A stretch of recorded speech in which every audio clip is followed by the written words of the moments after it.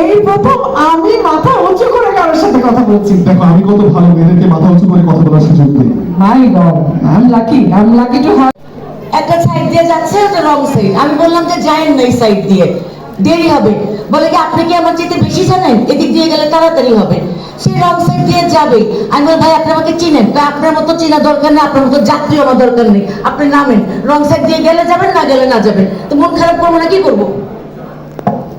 হ্যাঁ হ্যাঁ, কি আজব ব্যাপার। এই জন্য এরকম শুটিং করতে হবে না। এই আরেকটা কি, গালে গালে হাত দিয়ে রাখছো কেন?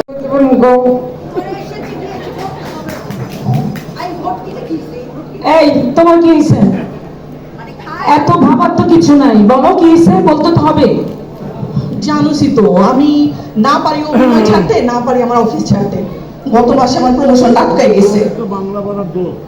মাত্র 12 দিন অবসেন্ট করছি আমি অফিসে, আমার প্রমোশনটা এবার আটকাই গেছে। বাসা থেকে তো সবাই কি সারা জীবন দেখলাম সাবান কান্দে আর কান্দে। আমার দিকে তাকায় আছে, মনে হচ্ছে যে কি জানি অভিনয়ের পার্টটা কি আমি গায়ে দেবো কিছু।